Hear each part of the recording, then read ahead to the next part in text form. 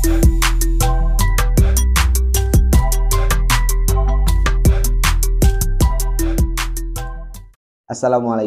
warahmatullahi wabarakatuh. Halo semua para pemirsa sekalian. Berjumpa kembali dengan saya Muhammad Syibromulis di channel Mantri Luka. Oke. Pada kesempatan hari ini saya akan membahas request ataupun permintaan dari salah satu subscriber saya mengenai topik yang sedang dialami oleh beliau, ya, di mana ada terjadi permasalahan yang dialami oleh salah satu subscriber saya, yaitu mengenai kasus luka bakar yang disebabkan oleh aliran listrik. Ya. Bagaimana cara perawatannya dan apa saja yang harus dilakukan dalam proses perawatannya, maka dari itu saya akan membahasnya di kesempatan hari ini.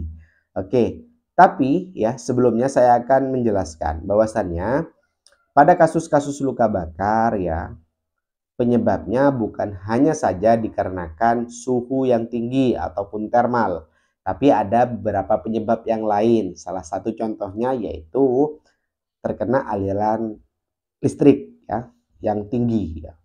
Selanjutnya dikarenakan radiasi dan juga dikarenakan bahan kimia. Itu dia penyebab-penyebab terjadinya luka bakar ya. Jadi silakan. Tapi kalau di sekitar kita atau di masyarakat ini kebanyakan dikarenakan suhu yang tinggi ya, itu. Jadi biasanya terkena api, kebakaran ya, ataupun dikarenakan terkena air panas gitu kan. Nah, itu hal-hal yang sering terjadi di sekitar kita. Oke. Nah, ada beberapa komplikasi yang biasanya sering terjadi. Contohnya kalau luka bakar itu sangat luas kerusakannya ya ataupun parah, itu biasanya kan terjadi shock hipovolemik dikarenakan kekurangan cairan. Terus ada sepsis, ada pneumonia ya, hal-hal tersebut yang sering terjadi pada kasus-kasus luka bakar yang cukup parah. Oke, itu dia. Terus kalau kerusakan jaringan yang disebabkan oleh luka bakar tadi sangat luas, biasanya kita sarankan kepada pasien untuk langsung dilakukan operasi ya. Untuk apa? Untuk mencegah sepsis dan juga untuk langsung menghilangkan jaringan yang rusak. Karena risikonya sangat tinggi ya apabila luka bakar itu luas, risiko infeksinya juga sangat luas. Ya, seperti itu. Tapi kalau kita mengalami luka bakar yang luasnya hanya sedikit, boleh kita rawat secara mandiri ataupun boleh langsung ke fasilitas kesehatan. Nah, saya akan menjawab pertanyaan di mana luka bakar ini sudah 1 bulan tidak kunjung sembuh, dan hal tersebut yang perlu diperhatikan adalah bagaimana sih cara perawatannya. Karena hal tersebut akan berpengaruh terhadap proses perawatan lukanya. Oke. Sebelum ke sana, saya akan menjelaskan konsep perawatan luka secara moist ataupun lembab ataupun moist wound healing ya, istilahnya seperti itu. Jadi pada kasus ini memang masih banyak jaringan matinya ya, terdapat di ujung-ujung jari kaki, terus ada di telapak tangan ya kan. Hal tersebut memang yang saya lihat masih banyak jaringan yang berwarna hitam. Nah, saya tidak pernah bosan untuk mengingatkan kepada para pemirsa ya, yaitu mengenai bagaimana sih jaringan hitam ini sesegera mungkin harus kita angkat. Caranya bagaimana? Ya caranya adalah dengan melunakkan jaringan tersebut. Ya dengan apa? Dengan menciptakan lingkungan yang lembab. Mas sebenarnya bisa nggak langsung diambil? Bisa saja, hanya saja apa akan kesakitan ataupun menimbulkan sensasi nyeri nantinya. Ya, jadi kita harus melembabkannya menggunakan topikal-topikal yang bisa melunakkan jaringan tersebut. Ya, seperti itu. Oke. Sebenarnya luka itu sudah mau menutup, hanya saja karena masih banyak jaringan mati ya, karena diolesi something gitu, sesuatu terus menerus, terus dibuat aktivitas ya kan, akhirnya dia menumpuk antara salep ya ataupun obat yang diberikan pada luka tersebut dengan faktor eksternal, mungkin debu, ya kan, kotoran-kotoran yang menempel. Seperti itu. Oke, selanjutnya adalah bagaimana cara perawatannya.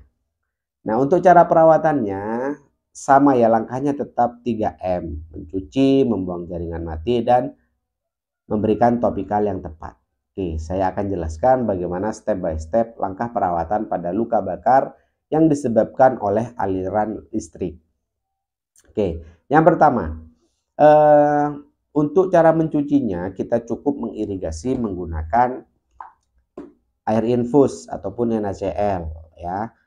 Cukup diirigasi saja ya, terus kalau bisa sambil dibersihkan kotoran-kotoran yang menempel pada dasar lukanya. Biasanya itu masih banyak kotoran, masih banyak jaringan mati, itu kita gosok perlahan menggunakan kasa steril ya, sambil diguyur. Nah, diguyur lalu digosok. Oke, seperti itu. Nah, setelah diguyur lalu dikeringkan ya, dikeringkan.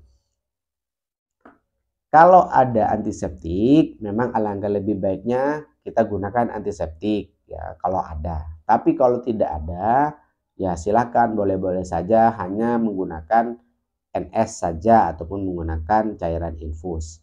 Tapi saran saya memang kalau ada silakan beli antiseptik. Untuk apa? Untuk mencegah kontaminasi bakteri dan mencegah infeksi nantinya ya, untuk mengurangi bakteri yang ada pada jaringan luka.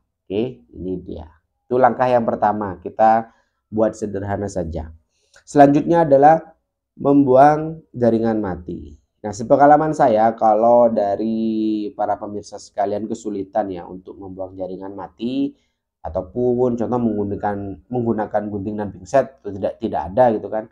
Nah, kita bisa melakukannya secara mandiri dengan menjepitnya dengan kasa steril. Ya, tapi yaitu harus dilunakkan dulu. Jadi langsung saja deh berikan salep untuk melunakkan jaringan. Pada kasus-kasus luka bakar, saya menyarankan bahwasannya di kasus luka bakar ini, jaringan luka ini dikarenakan suhu yang tinggi ataupun penyebab yang lain, maka dia terjadi kerusakan ya, dan ada rasa panas. Nah, yang harus kita lakukan adalah menghidrasi luka tersebut ya. Dengan cara apa? Dengan cara menggunakan topikal yang mengandung air. Itu satu-satunya adalah hidrogel. Oke. Nah, kalau di luaran itu ya, di apotek-apotek itu ada yang namanya duoderm gel. Nah, yang sering dipakai di rumah sakit, di klinik, di puskesmas kalau terjadi luka bakar kebanyakan memakai duoderm gel ini. Ya, ataupun memakai gel-gel yang lain. Kalau di sini saya mempunyai epitel gel ya yang ada di tas saya, atau pakai Ambor gel atau pakai Octadin gel, silahkan, boleh ya. Yang ada di daerah teman-teman, di daerah para pemirsa sekalian, boleh, silahkan dipakai. Selanjutnya adalah untuk menutupnya ya. Untuk menutupnya, kalau opsinya ketika memakai gel ini harus menggunakan yang dia itu masih bisa mempertahankan kelembapan. Salah satu contohnya adalah memakai melolin ya, yang biasa saya gunakan. Tapi nantinya kalau memang mau memakai salep metcovazin ya, contoh pada luka tadi itu kan sudah lama 1 bulan, yang dimana memang PR-nya adalah jaringan mati. Saran saya adalah menggunakan salep metcovazin ya, ataupun menggunakan zinc cream yang lain, krim-krim yang lain boleh, yang saya sering sebutkan ya. Nah, tadi pagi saya itu merawat luka bakar ya di kantor, di pedicure, dan membantu teman saya ya untuk merawat luka bakar. Nah, yang saya lakukan adalah mencampur antara metcovazin dengan hidrogel. Untuk apa? Untuk memberikan efek dingin ataupun menghidrasi luka tersebut, dan juga untuk support terhadap autolysis debridement ataupun menciptakan lingkungan yang lembab pada dasar luka ya. Tapi kalau memang tidak pernah ya ataupun tidak mempunyai pengalaman mengenai campur-mencampur, saya sarankan hanya memakai single use saja.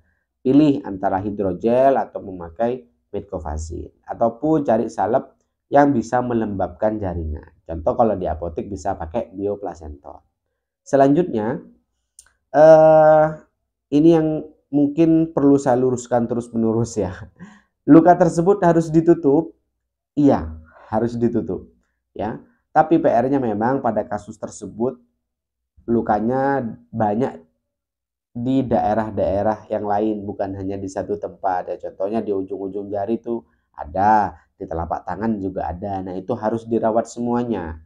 Jangan dirawat hanya sekedar diberikan salep, tapi juga ditutup menggunakan kasa, menggunakan absorben yang lain, contoh menggunakan melolin atau menggunakan padding ya, yang dimana dasarnya dia sangat lembut. Oke, nah menutupnya kita gunakan plester. Ya, untuk plester ini the one and only ya, yang saya rekomendasikan yaitu memakai Hipavik ini ya, karena daya rekatnya bagus dan juga untuk resiko lepasnya juga sangat rendah ya. Itu ingat ditutup secara oklusif dan adhesif, jangan hanya cuma ditutup 2 plester saja gitu, di samping-sampingnya tidak tertutup, no, ditutup rapat ya. Kalau di jari silakan ditutup semuanya sampai di atasnya ini, kalau bisa ditutup walaupun tidak tertutup semua, tapi kita tutup rapat ya di jari-jarinya itu.